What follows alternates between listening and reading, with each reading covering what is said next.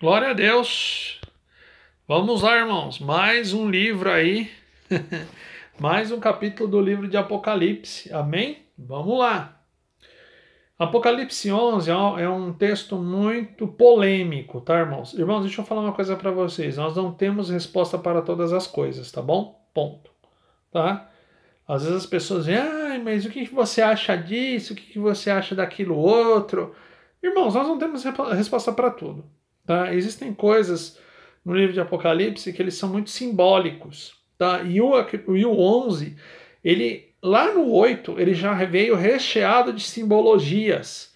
E agora nós vamos passar o 11, aumenta mais ainda a simbologia. Tá? Aumenta mais a simbologia. Mas ele está muito vinculado com alguns capítulos de Daniel que nós vamos comentar um pouco mais à frente. Por enquanto, não, tá bom? Vamos lá. Apocalipse 11. E foi dada uma cana semelhante a uma vara, e chegou o anjo e disse: Levanta-te, e mede o templo de Deus e o altar, e o que neles adoram. E deixa o átrio que está fora do templo, e não meça, porque foi dado às nações, e pisarão a cidade santa por 42 meses. E darei poder às minhas duas testemunhas, e profetizarão por 1260 dias vestidas de saco. Irmãos, aqui é o seguinte: esse santuário aqui, isso aqui tem muito a ver com uma profecia de Zacarias, onde Zacarias ele tira, né, as medidas do santuário, ok? Mas esse santuário que a gente está vendo aqui, ele não é um santuário literal, tá? Não vai haver um santuário lá no céu, tá? Aprendam isso, irmãos. Não vai ter um santuário lá. E nós vamos ver no texto de Apocalipse por que que não vai ter santuário lá. Porque, Isaac, mas eu aprendi a vida inteira. Então, lê lá no livro, pelo amor de Deus, que as respostas estão lá. Não fica ouvindo as coisas e não conferindo lá na palavra de Deus. Porque, como eu falei na aula anterior, tem muita gente pregando coisas que não estão na Bíblia, floreando, enfeitando o pavão, e não está na Bíblia, não está na Bíblia. Você escuta e você digere aquilo está errado. Lê lá na Bíblia, vai ver lá, lê o livro. Se você leu o livro de Apocalipse, não vai sair um escorpião com couraça de cavalo vai morder sua mão. Fica tranquilo, fica sossegado que vai dar certo, amém?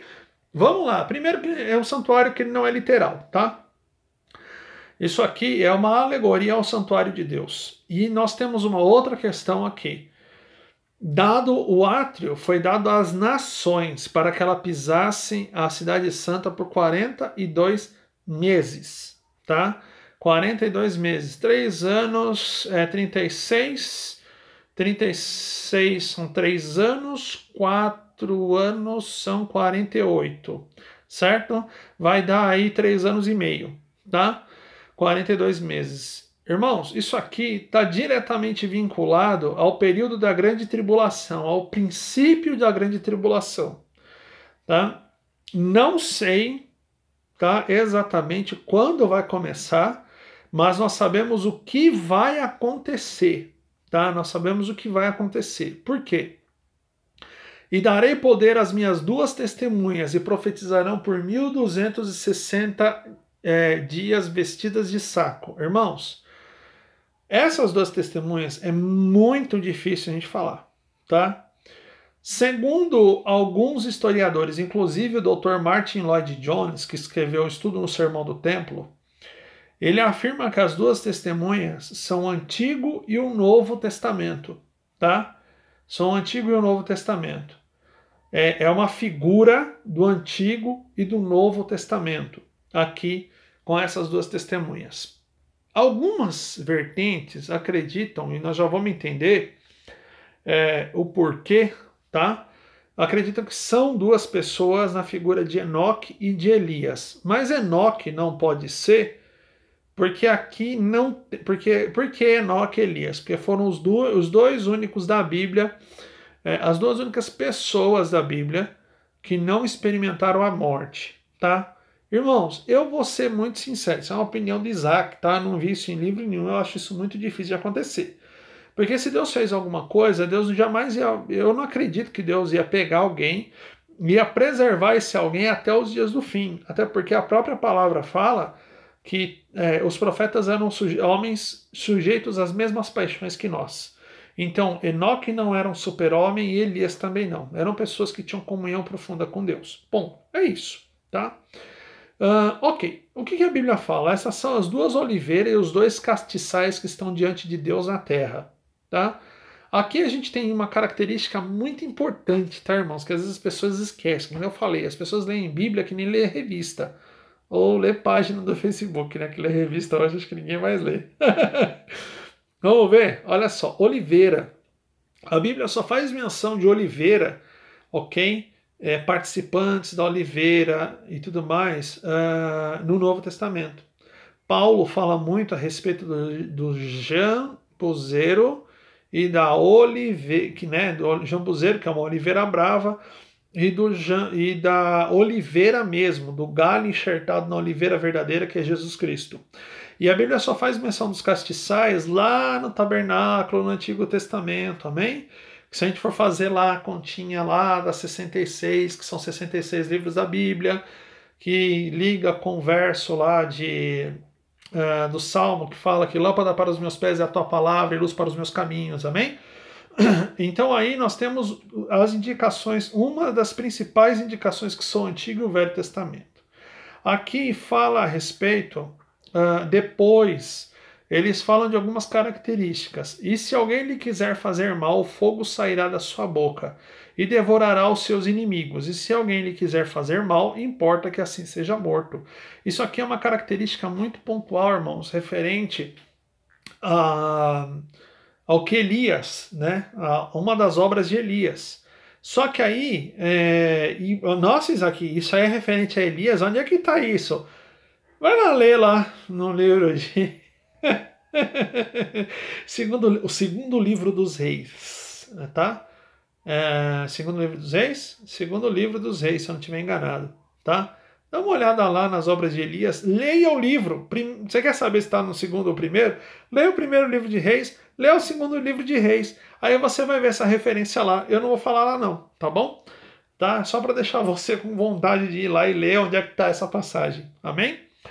Este tem poder para fechar o céu, para que não chova nos dias da sua profecia, e tem poder sobre as águas para convertê-las em sangue, e para ferir a terra com toda sorte de pragas, todas quantas vezes quiserem. Irmãos, isso aqui faz referência não a Enoque, faz a referência a Moisés, que Moisés que invocava as pragas.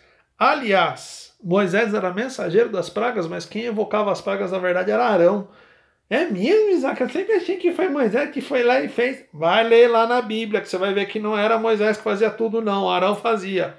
Tá bom? Mas, de novo, vou deixar você ler lá no livro de Êxodo. Amém? Tá lá no livro de Êxodo. Não vou falar disso aqui, não. Tá bom? Ok, vamos lá. Aqui nós temos a referência às obras que foram feitas no Antigo Testamento, irmãos. Tá? Antigo Testamento. Mas é possível que as duas testemunhas sejam a representação do Antigo Testamento e do Novo Testamento e também a representação de tudo aquilo que a Igreja de Deus representa. Ah, Isaac, mas nesse período a igreja já não terá sido arrebatada? Não! Eu já vou falar para vocês por quê? Não! Já falei na última aula e eu vou mostrar para vocês por que não. Amém?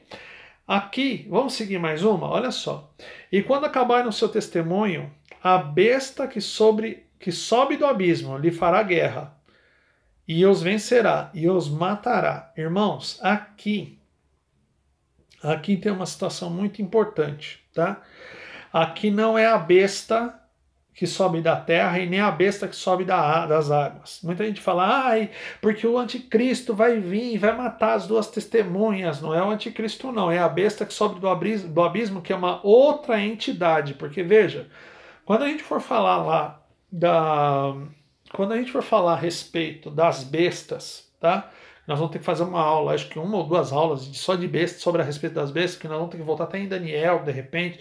Enfim, talvez nós vamos ter que amarrar tudo, porque é bem complexo, tá? nós temos que pensar o seguinte: a gente acha que é só o anticristo, não é não. Existe uma alegoria satânica maligna aí de três entidades, tá? A besta que sobe do abismo, a besta que sobe das águas e a besta que sobe do mar. Oh, perdão, da terra, tá? Abismo, águas e terra. A mesma alegoria, por que é uma trindade? É uma trindade maligna em oposição à trindade santa, que é o Pai, o Filho e o Espírito. Amém? São três entidades. Amém? Me fará subir, ok? Fará guerra, e os vencerá e os matará. Irmãos, aqui pode ser matar aqueles que são os pregadores, que são a representação do Antigo e do Novo Testamento nas pessoas, na figura da igreja, pode ser literalmente tirar a vida, tá? Como também vencer no termo de abafar aquilo que é a palavra de Deus. Olha como as coisas se ligam. Em Apocalipse 8, nós falamos a respeito de espíritos malignos que vêm colocando coisa no ouvido das pessoas, ok? Que vem fazendo com que as pessoas. Perdão. O 9, nós falamos a respeito desses espíritos malignos, ok? Que vem atordoando o ouvido das pessoas, tá? No 10, nós falamos a respeito da importância de nós comermos o que está no livro, de comer aquilo que está na palavra de Deus. E o que acontece? No 11,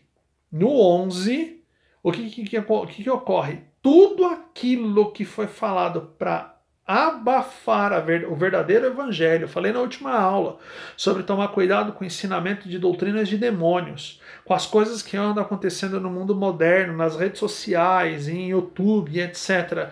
As coisas que vêm para abafar, ok, a palavra de Deus.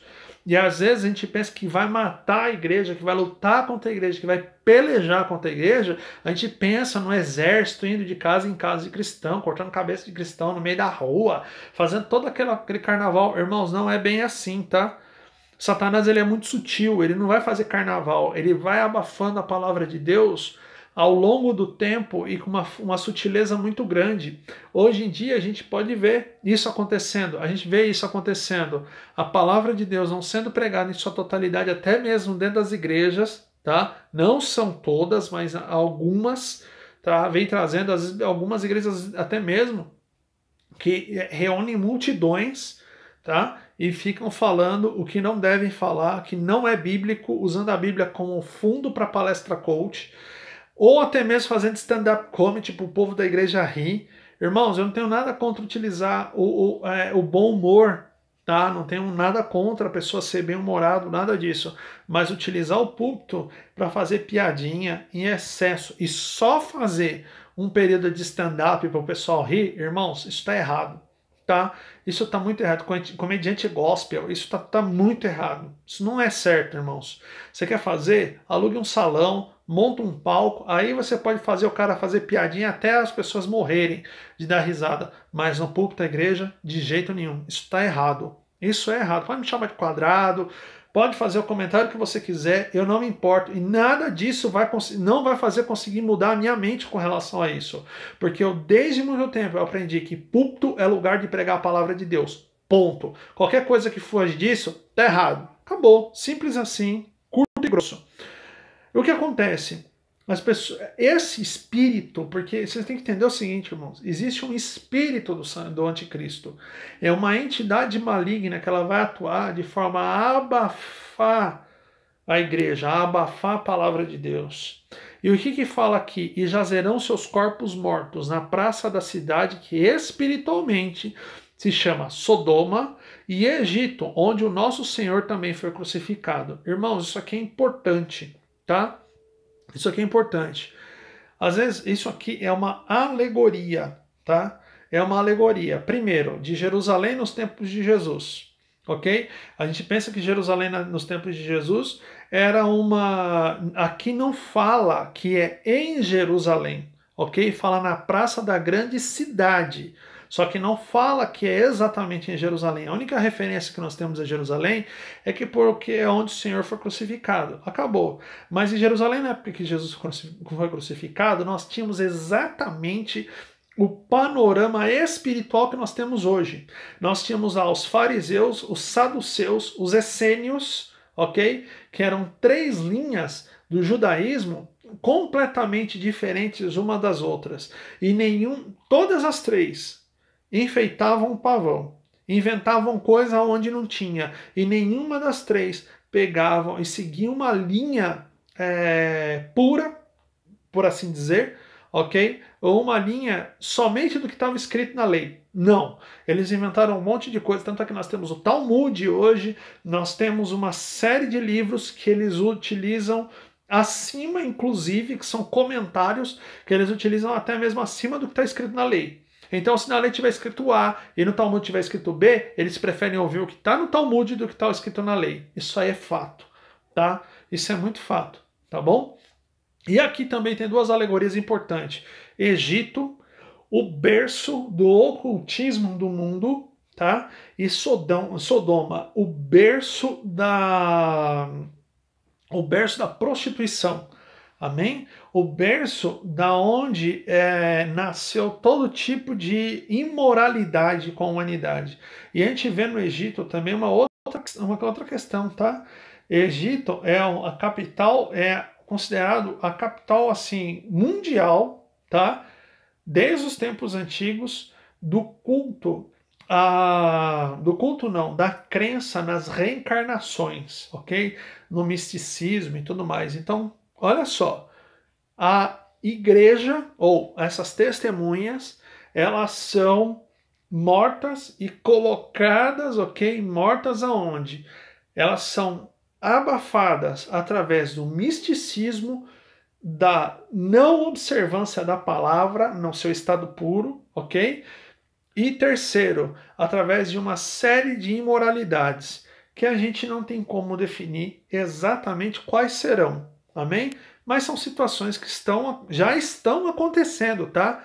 Não acha que irão acontecer daqui 20, 30, 50 anos, não. Elas já estão acontecendo. Tanto é que a palavra ela é abafada. Quando você liga assim, se a gente for prestar atenção bem assim, de uma forma bem clara na mídia, a gente vê o quão existe uma grande perseguição à igreja, ok? Existe uma perseguição ao evangelho para fora da igreja e às vezes dentro de denominações que são consideradas como igreja. Por isso, como eu disse, cuidado com isso. Se não está segundo a palavra de Deus, abre o teu olho que é perigoso. Amém?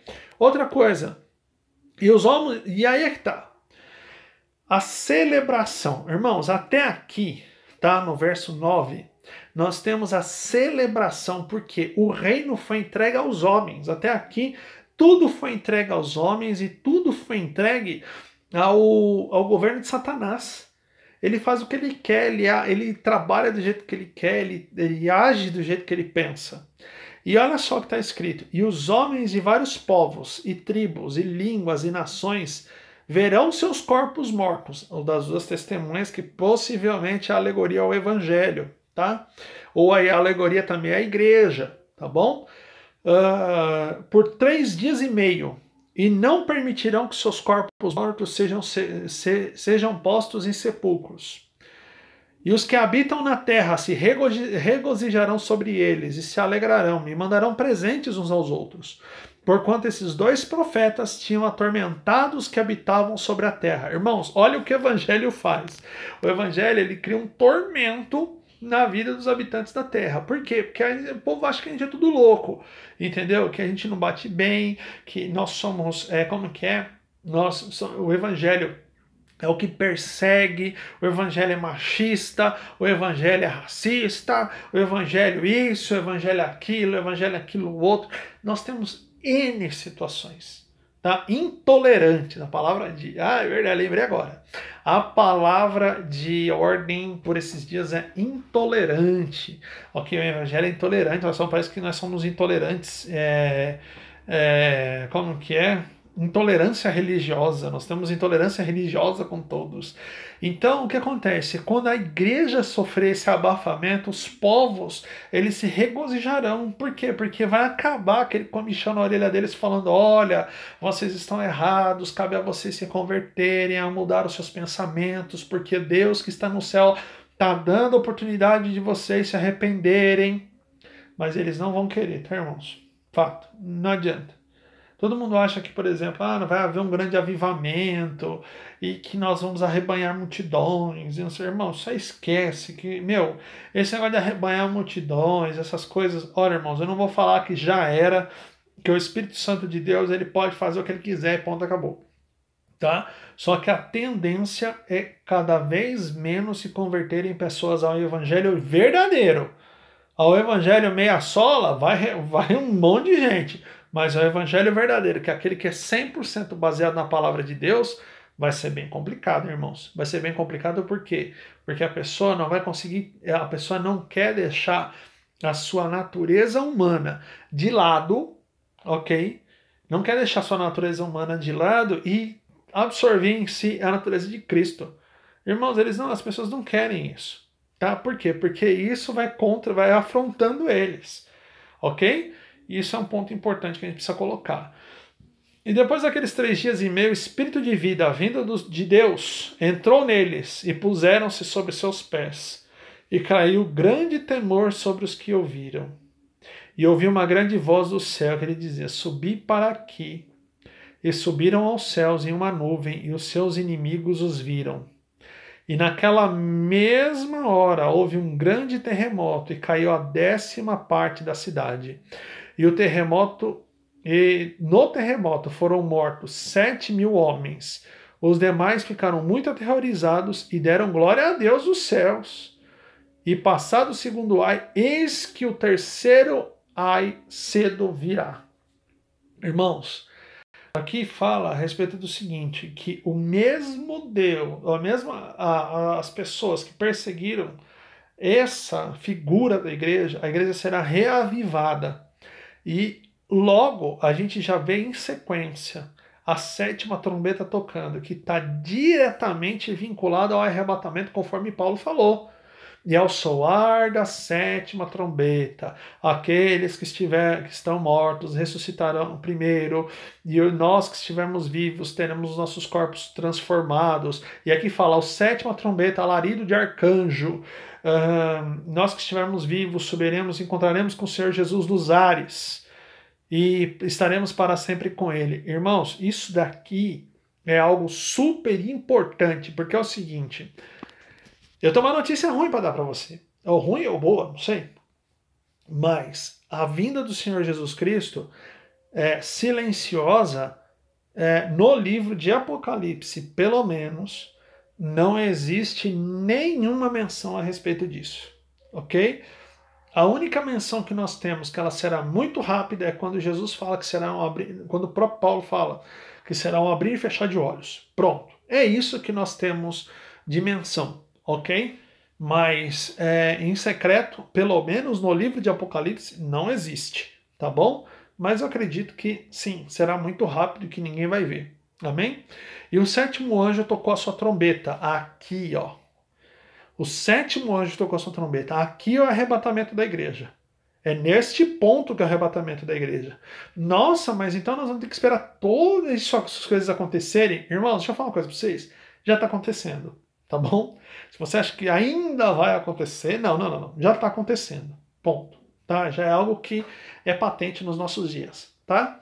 E o 7º anjo tocou a sua trombeta e houve no céu grandes vozes que diziam: o reino do mundo, os reinos, perdão, do mundo vieram a ser do nosso Senhor e do seu Cristo, e ele reinará para todo sempre. Aqui no arrebatamento, aqui o bicho vai pegar.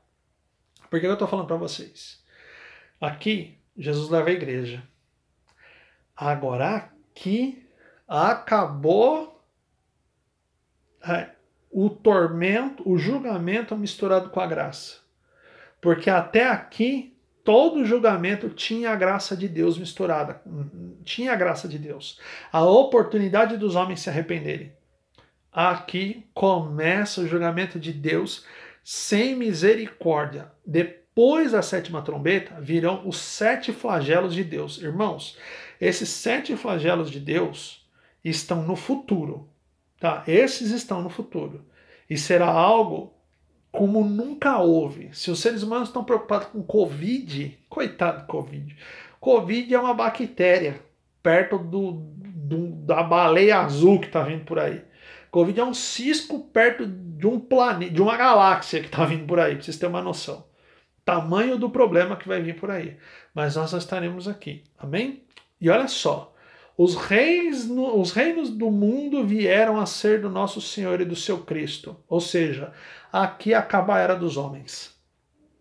Toda a era dos homens acaba aqui. A partir daqui começa a era do Senhor Jesus Cristo. E ele começa a julgar o mundo. Vamos ver? E os 24 anciões que estão assentados no trono diante de Deus prostraram-se sobre seus rostos e adoraram a Deus, dizendo: graças te damos, Senhor, Deus Todo-Poderoso, que és e que eras e que há de vir, que tomaste o teu grande poder e reinaste. E iraram-se as nações, e veio a sua ira, e o tempo dos mortos para que sejam julgados, e o tempo de dares o galardão aos profetas, teus servos, os santos, e os que temem o teu nome, e a pequenos e grandes, e o tempo de destruíres os que destroem a terra. Irmãos, e abriu-se o templo de Deus, e a arca da aliança foi vista no seu templo. E houve relâmpagos e vozes e trovões e grandes saraivas. Irmãos, aqui é uma coisa muito interessante. Lembra lá dos 144 mil? Depois vem num segundo momento, vê a grande multidão que veio da grande tribulação. Provavelmente aquela grande multidão é uma alegoria à própria igreja. Ok? Que a igreja vai passar por um período da tribulação. Esse negócio de pré-milenista, alienista, alienígena, isso aí, meus irmãos, eu prefiro que está escrito na Bíblia, pronto, acabou. Entendeu? Eu não gosto de fazer conjecturas, não, porque conjecturas são conjecturas. Amém? A Bíblia fala o seguinte, que eles vêm da grande tribulação. A igreja vai passar por um período? Vai passar por um período de grande tribulação. Que talvez nós já estamos vivendo alguma coisa nesse sentido. E a Bíblia fala o seguinte, esses que virão são os que estão aqui, ó, no verso 18, que eles receberão o seu galardão, ok? Não acho que o galardão vai acontecer lá no final, só lá no finalzinho, lá no final do julgamento do trono branco. Não, o galardão vai acontecer durante as bodas do Cordeiro, ok? Que é esse período aqui que nós estamos falando dos 7 flagelos, tá? E Deus vai dar a cada um segundo as suas obras, tá? Nós vamos ver isso um pouco mais lá na frente, quando a gente vê o julgamento do trono branco, a Nova Jerusalém, mas calma, não vamos nos apressar, vamos atentar a esse texto que está aqui, amém? E abriu-se no céu o templo de Deus. Irmãos, aqui quando fala do templo de Deus, da arca de Deus, tá? Ele não fala de um santuário, porque nós vamos ver que o santuário é o próprio Deus. Quando fala assim, que abriu-se o santuário, abriu-se o céu, é porque haverá uma comunhão íntima e pessoal com o próprio Deus. Nós e o próprio Deus. Amém? É isso, tá? E olha o que vai acontecer logo lá depois, lá no finalzinho do texto. E houve relâmpagos, e vozes, e trovões, e terremotos, e grandes saraivas. Irmãos, aqui já começa o julgamento de Deus sobre a vida dos homens, tá? Vai começar aqui o julgamento de Deus. E ai dos moradores da terra. Vocês acham que as 7 trombetas foi ruim? Aqui, irmãos, aqui não tem conversa. Porque até a 7ª trombeta, todos aqueles julgamentos tinham o julgamento, ok? Misturado com a graça de Deus. Aqui não tem graça, aqui é só o julgamento. E aqui o bicho pega. Pega que eu estou falando, pega mesmo. Mas isso nós não estamos vivendo e nem viveremos, porque nós estaremos nas bodas do Cordeiro. Amém? Que Deus abençoe a sua vida. Vamos ver o que vai acontecer no 12? Só que você só vai ver o 12 no próximo vídeo. Deus abençoe a sua vida poderosamente. Amém?